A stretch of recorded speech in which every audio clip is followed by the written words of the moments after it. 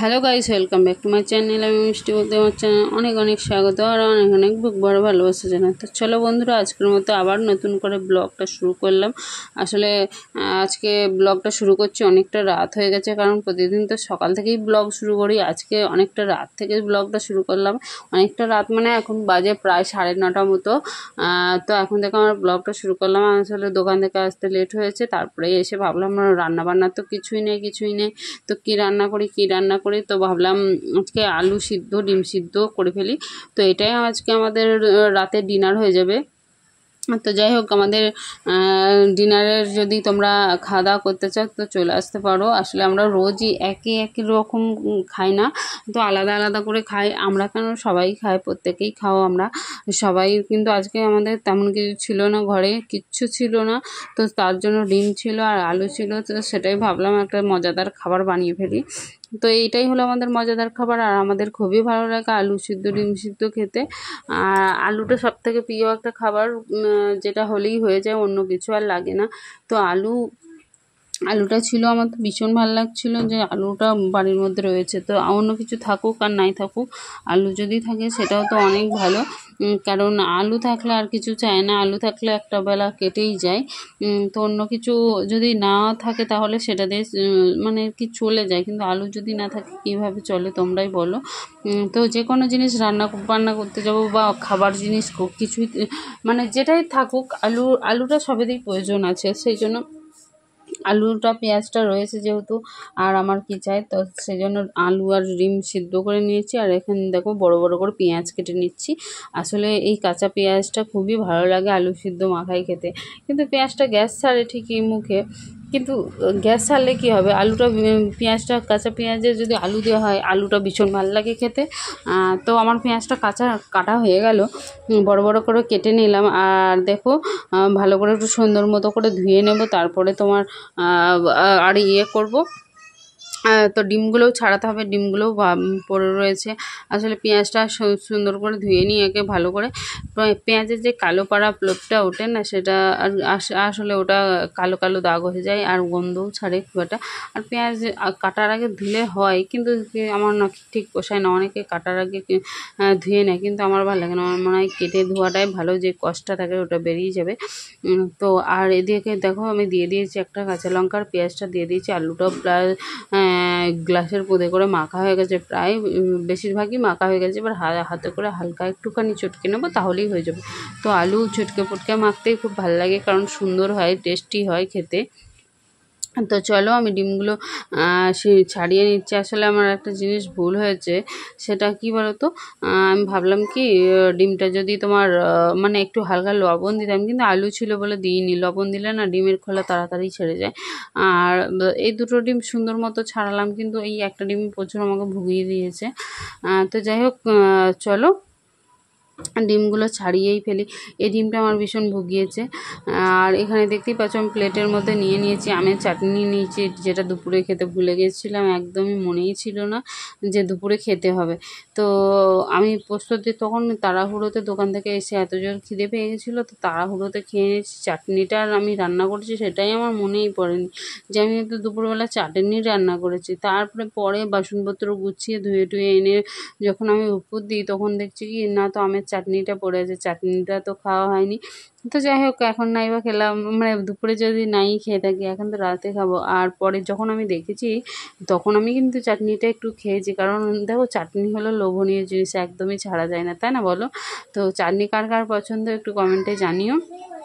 আমার তো ভীষণ ভালো লাগে। চলো ছাড়িয়ে ফেলি।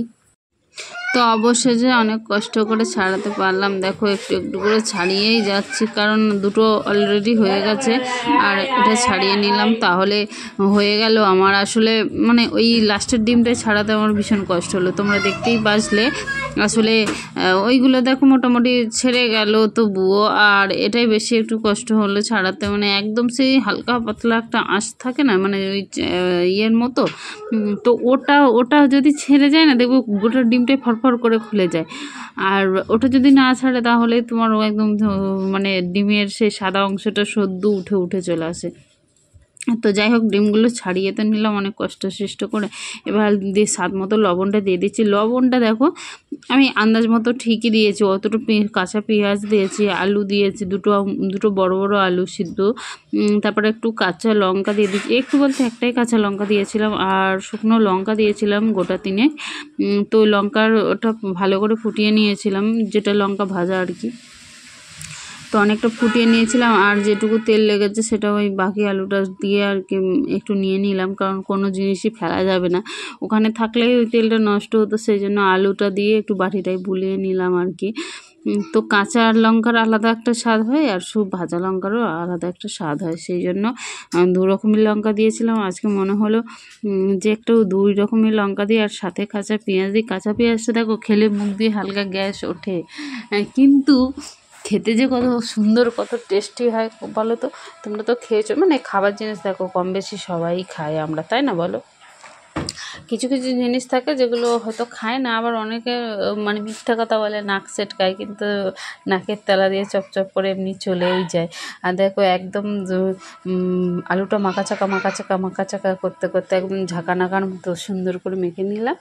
আর চলো এদিকে আলুটা ভালো করে আরও কেন মাখা হয় বলো তো, গ্লাসের পিছনে করে সুন্দর করে ডলে তুমি যদি নাও না, আলু এমনিই টেস্ট হবে, এত ভালো হয় খেতে, মানে কি বলবো তোমাদেরকে। ওরকমভাবে দেখো হাতে করে মাখলে না অতটা স্বাদ হয় না, আর গ্লাসের পিছনে করে যদি তুমি সুন্দর করে রোগড়ে পুরো মিহি করে ফেলো আলুটাকে, তো তারপরে দিয়ে হাত দিয়ে একটুখানি হালকা পাতলা মেখে নিলে দেখবে এত সুন্দর হয়, মানে না খেলে বুঝতে পারবো না আসলে। তারপর আর একটা জিনিস কী বলো তো কী করতে হয়, সেটা হলো গিয়ে তোমার পেঁয়াজ বলো, কাঁচা লঙ্কা বলো, শুকনো লঙ্কা বলো, যেটাই হোক, ওই নুন দিয়ে ভালো করে ওটাকেও ডলতে হয় সুন্দর করে, হ্যাঁ, তারপরে গিয়ে টেস্টটা আসে। তো যাই হোক চলো, আমার আলু তো সিদ্ধ মাখা হয়ে গেছে, আর এখানে ভাতগুলো তুলে নিচ্ছি। আমি ভাত খাবো না আসলে, প্রায় অনেক দিনই হয়ে গেল আমি ভাত খেয়েই যাচ্ছি, জানো তো, 1 সপ্তাহের উপর হয়ে যাচ্ছে আমি প্রত্যেকটা দিন ভাত খাচ্ছি রাতে।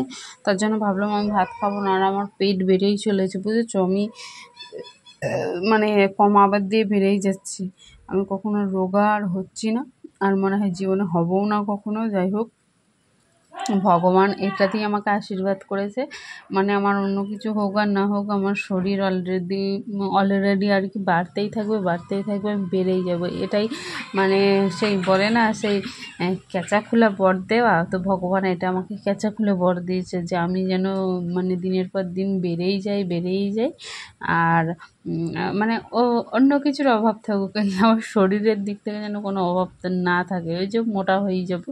তো যাই হোক চলো, বেড়ে তো ফেলেছি, এই যে সবার জন্য ভাত বাড়া হয়ে গেলো, সবার জন্য রেডিও করে দিলাম সব কিছু। এবার আমি আমার মুড়িটা নিই আর দিয়ে খাওয়া শুরু করবো। আসলে কী বলো তো, আমি আলু 3টে মেখেছিলাম, এখন সন্ধ্যাবেলা 3 জনেই খাবো, সেই জন্য আলু সিদ্ধ মাখলাম। আর রাতের একটু পোস্ত ছিল, বললাম না দুপুরে যে পোস্তটা ছিল একদম সামান্য একটু। Hello guys, welcome back to my channel, সেটাই মিষ্টি বৌদি আমার চ্যানেল, মানে 3 জনে খাবো তো যেহেতু একটু করে সবটাই ভাগ করে দিলাম। চলো বন্ধুরা, 3টে ডিম ছিল, 3 জনকার আলু সিদ্ধ মাখাটাও মানে এখন কটা বাজে তোমরা জানো, এখন বাজে হচ্ছে রাত তোমার 9টা, তো 9টা থেকে আমার ব্লগটা শুরু করলাম। আসলে প্রতিদিন সকাল থেকে ব্লগ শুরু করি, আজকে আমি আমার 9টা থেকে রাত্রে ব্লগটাই শেয়ার করলাম যে রাত্রে খাওয়া দাওয়া আমরা কী করবো বা কি না করি আর না করি, সেটাই তোমাদের সাথে শেয়ার করছি। তো তোমরা ভিডিওটা দেখতে থাকো, আর সবার ভালোবাসা দিও, আর আমার ভালোবাসা নিও।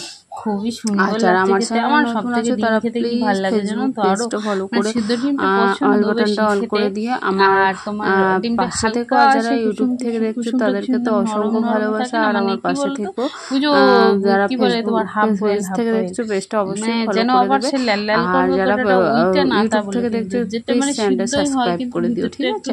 তো চলো, সবাই খুব ভালো থাকবে, তোমাদের জন্য আমার অনেক ভালোবাসা রইল টাইপের থাকবে। তো যাই হোক, আমি এখন রাতেবেলা দোকান থেকে বাড়ি আসলাম, আসার পরে ভাবলাম কি খাবো, কিছুই তো খাওয়ার মতো কিছুই নেই, রাতের ডিনার আমরা কি কিছু ছিল না বাড়িতে।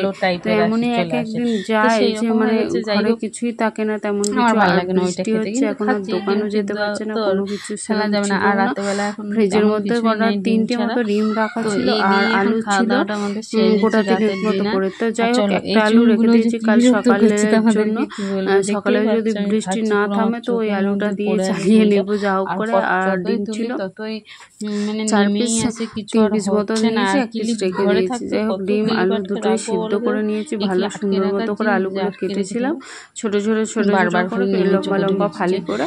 আর তারপরে তোমার আর ডিমগুলো তো আর কাটা যায় না, ডিম পুরো গোটা গোটাই দেওয়া হয়েছিল। তো গোটা গোটা ডিম সিদ্ধ খেতে খুবই ভালো লাগে। আর এদিকে খাওয়া হয় তো এখন তোমার আলু সিদ্ধটা, আলু সিদ্ধ মাখা খেতেও আমার খুব ভালো লাগে, ভাতেতে হলে বেশি টেস্ট হয়। আর ডিমটা যদি আরো যে আলুটা সিদ্ধ হয় ওই আলুটার আলাদাই স্বাদ হয়, আলাদাই টেস্ট হয়। তো যাই হোক তেলটা আমি ফুটিয়ে রেখেছিলাম আগে থেকে, যাতে করে মানে ছাঁকা না লাগে।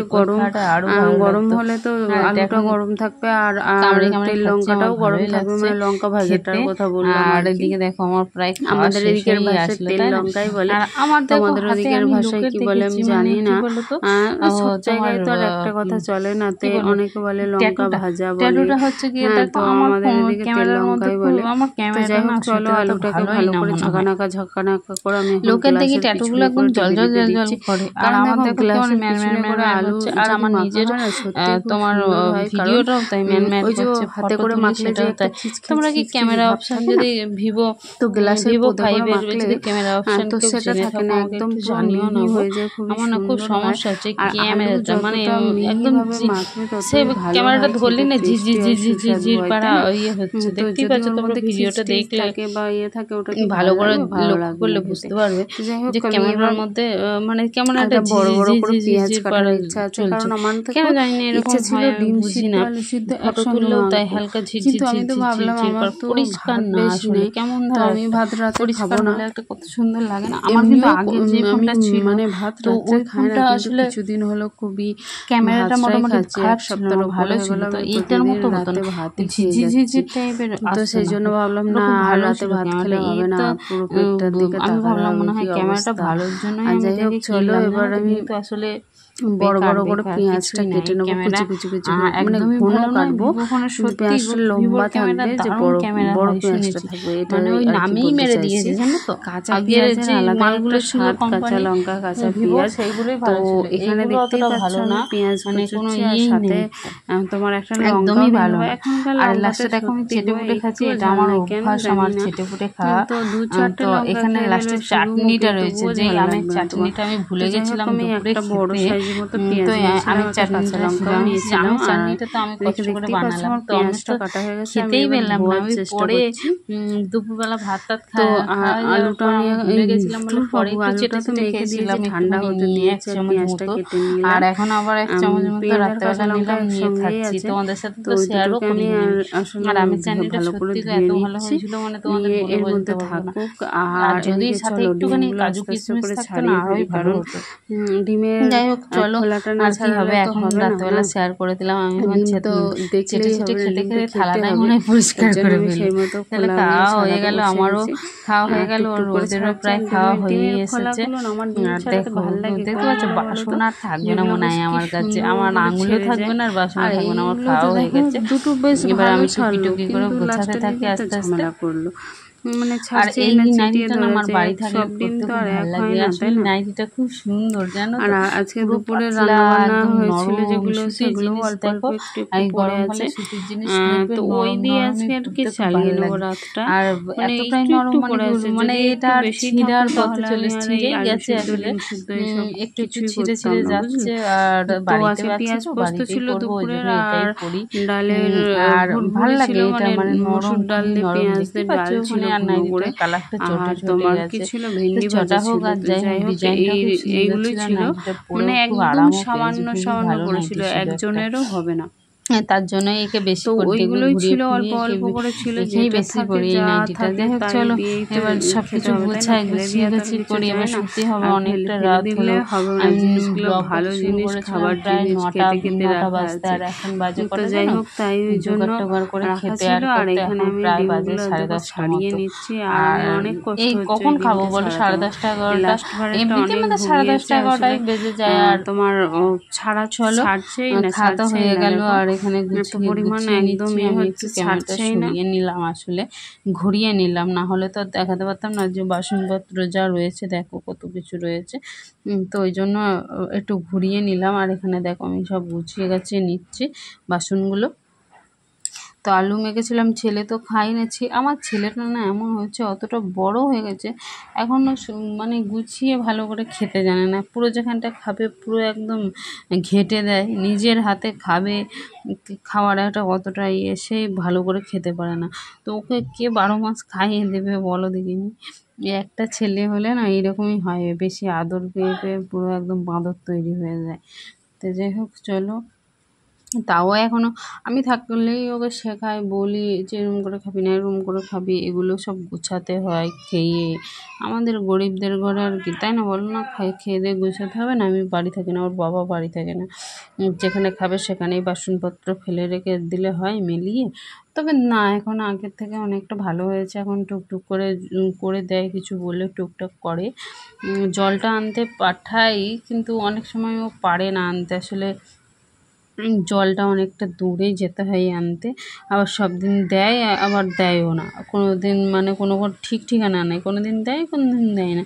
সেই জন্য ওকে আর ইয়ে করি না যে তুই থাক, ওর বাবাই গিয়ে নিয়ে আসে। এই দেখো খেয়ে উঠে পড়লেও ফোন দেখতে দেখতে খাচ্ছে। এখন না মানুষের হয়ে গেছে, কি বলো তো, ফোন দেখতে দেখতে আগে ছিল টিভি দেখতে দেখতে খাওয়া, যখন থেকে ফোন একদম অ্যাভেলেবেল হয়ে গেছে সবার হাতে হাতে ফোন, এখন মানুষ আর টিভি দেখে না, সবাই ফোন দেখে আর ভাত খায়। যেমন বাচ্চারা তেমন বড়রা, আমি নিজেই মানে ফোন দেখতে দেখতে খাই, আর ওদের কথা কি বলবো, ওরাও খায়, আমার বড় খায়, আমার ছেলেও খায়।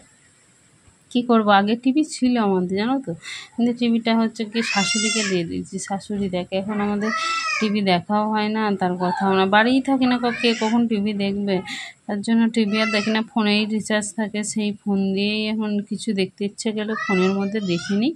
আর হচ্ছে টিভিতে আর রিচার্জ করে না, আর টিভিটা পড়ে থাকলে পুরো নষ্ট হয়ে যাবে, সেই জন্য শাশুড়ি মাকে দিয়ে দিয়েছি, শাশুড়ি মা দেখে।